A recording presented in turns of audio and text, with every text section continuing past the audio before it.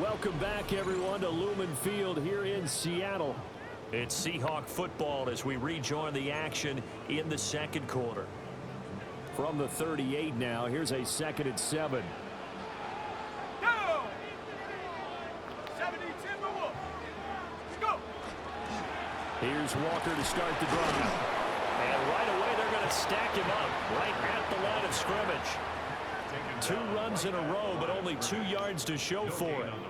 As usual, the hallmark of a good run defense, linebackers making plays near the line of scrimmage. Absolutely nowhere to run there. So 7 yards from the first down here as they come up to the line of scrimmage. On 3rd down, he'll drop to throw. Work in the middle of the field, and he's got a man complete. That one goes for 24 yards. That's another Seahawks first down. I don't care how many times we see it, I still get a kick out of watching quarterbacks and receivers do the pass tree in pregame warm-up. But I always remember that when we go to practices, we see that after practices as well. They really tune it up, don't they? They tune it up. They know why they do it for these situations.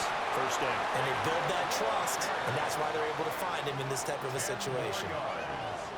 On any explosive run, you can almost feel the ground shaking, and that's from the offensive linemen creating space for their runners. I had an old coach tell me before, they always told his runners, run around the offensive line in pregame. Get used to the ground shaking so you don't trip and fall when it happens in a game. And he'll be a little shy of the 25 here at the 26-yard line. 2 yards, good enough for a first. 1st and 10 at the 26-yard line. Come on, set! Panther 60, Panther 60. They run again with Walker. A beautiful fake. And they do get him down, but not before he's able to slip it inside the 5-yard line. Hang on here. We got an injury. And, yeah, it's Cooper Kupp who's going to receive some attention following that last play. Well, now they're going to come out and take a look at this injury, and we'll be back in a moment.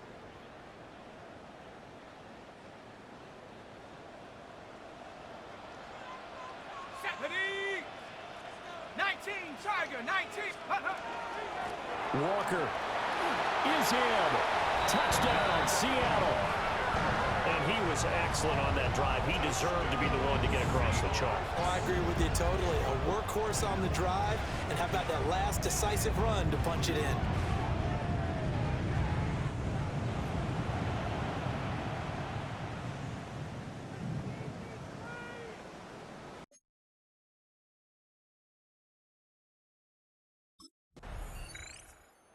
Seattle now ready to march onto the field. And that last touchdown drive, a good mix of pass and run. Defensively, they just looked a little out of whack. And it's so hard to stay up with an offense that has things going so well, where you're guessing and guessing wrong play after play. So what you need is someone on the defensive side of the ball, leader, right? to make a big play. Yeah. Throw that balance out of whack. That's what you're looking for now. Not worrying so much about guessing what the play call is. They'll come out throwing here on first down.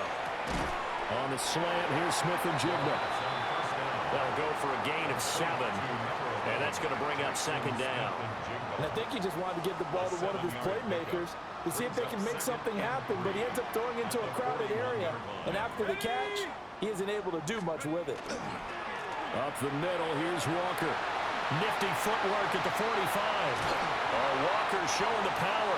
And he's going to be out of bounds, but not before he takes it inside the 40.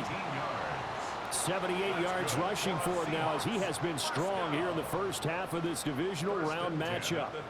Second quarter action, 2 minutes to go on divisional round weekend. So from the 39 now, they'll come up on a 1st and 10. Here we go. Here we go. Rocco 80. Let's go. They're going to look to throw. That's to a former Packer, Marquez Valdez-Scantling. The 2nd-round pick leading this offense well. It'll be a 1st down. Well, coaches always talk about finding balance on offense. I don't think you get much more balance than this. Big-time run, big-time pass. A 1-2 combination. Look pretty good. How about that? Let's see if they can continue to take that kind of a punch, though. Fights through and now a crease. And inside the 20 before he's brought down. 10 more for him on that one. He's been a busy man. It's a 1st down. Another nice play there. They've gotten down into the red zone in no time at all. That's what this offense can do when they get on a roll. And now they're set up with a 1st and 10. Now on 1st down, he'll drop to throw it. This one to the right, caught by Valdez-Scantling. And able to break one tackle, but then quickly brought down. But a nice little gain. 2nd down and 3. Brings up 2nd and 3 at the Packers' 11-yard line. Again, he'll drop to throw. This is caught. And the Seahawks are going to be set up with a 1st and goal on a pass play that moves them all the way down to the 1. And the Seahawks, 1st down. 1st and goal at the 1-yard line. Here's Walker. And he's across the chalk into the end zone. Touchdown, Seahawks. Ken Walker, as the 1st half is winding down. And the Seahawks will extend their lead here just before halftime. So his strong 1st half continues as he finds the end zone here for the 2nd time. And definitely good blocking at the point of attack. And you just have to love watching the way he can create space down near the goal line. And he's able to take it into the end zone.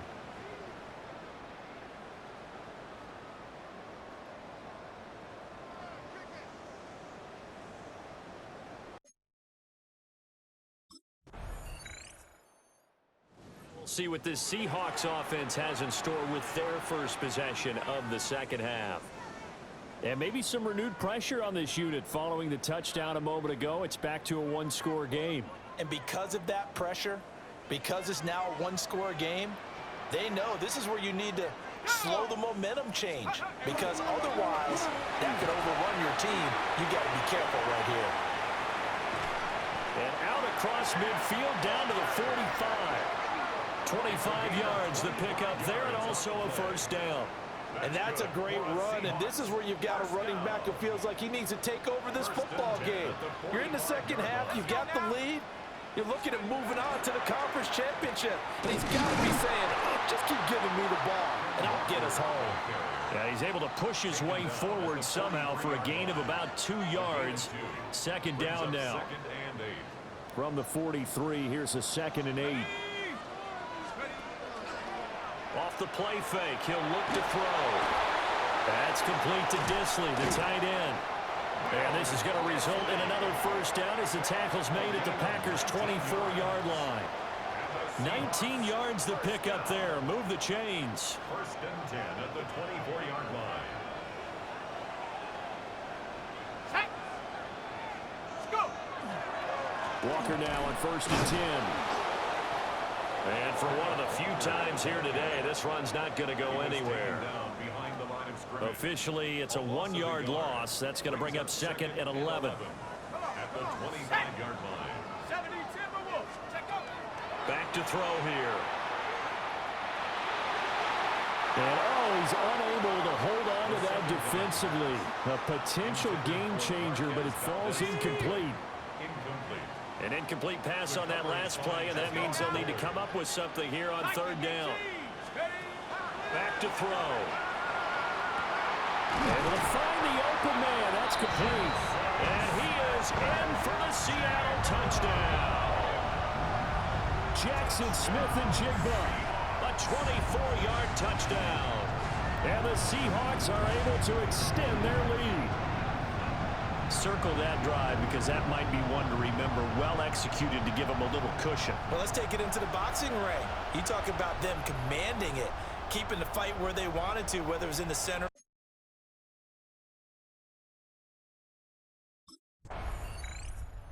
Here he is, the man taking the snaps under center, heading out for the next possession. How do you break down his game so far? Just the one touchdown pass, but sometimes the touchdown pass stat category, that doesn't tell the whole story. It really doesn't, not until you balance it with the error side. You know, and in this case, he hasn't thrown any interceptions. So a lot of people would call this almost a pedestrian game, kind of a bus driver game. But that's just really wrong. Being a bus driver is a good thing if you're running a football team. Well, he's free going down the left side. It's a foot race. And all the way in, touchdown Seattle. Kenneth Walker saving his best for the playoffs with his third touchdown of the game. And the Seahawks continue to show why it pays to play at home in the postseason as they add on to their lead.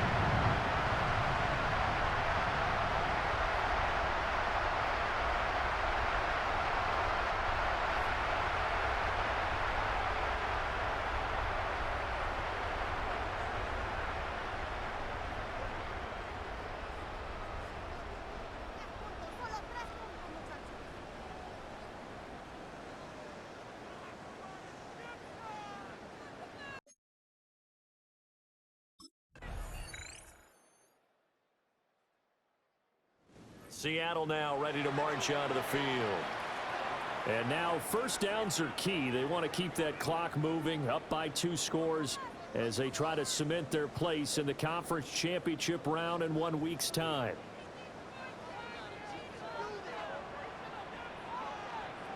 Here we go, shot. Up the middle they run. It's Walker. The Packers going to use one of their timeouts.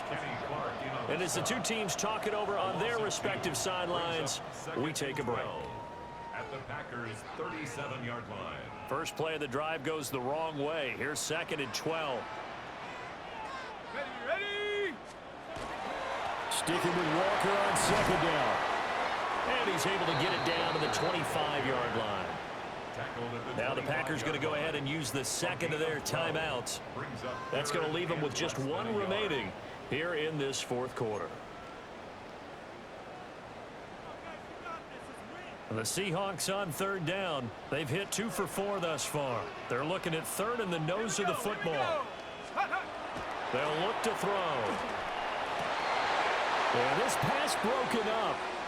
Excellent coverage there on 3rd down, as that was not an easy one to hold on to. Here come the Seahawks now, set to take over on offense. And barring mistakes, they should be able to kneel this one out and finish it off. And there's only 1 timeout remaining on the defensive side of the ball, so that doesn't really come into play either.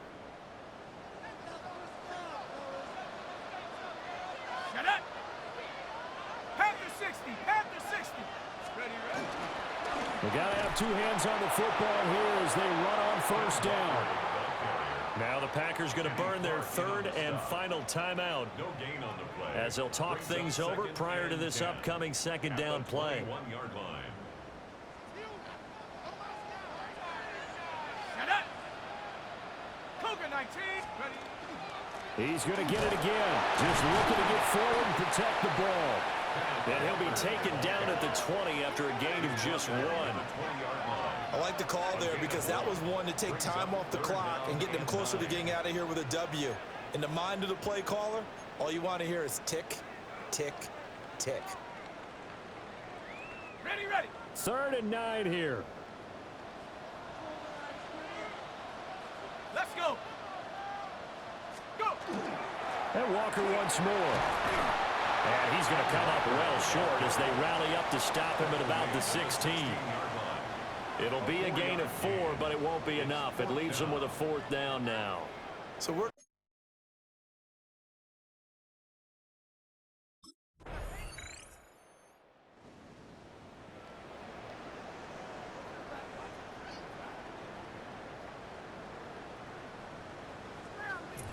And they have secured a spot in the conference championship, and now you can start to smell it at this point in the season, can't you? You really can, because the focus has been one game at a time, not looking ahead. But when you get to the conference championship game and you know you're there, the Super Bowl does loom in the future.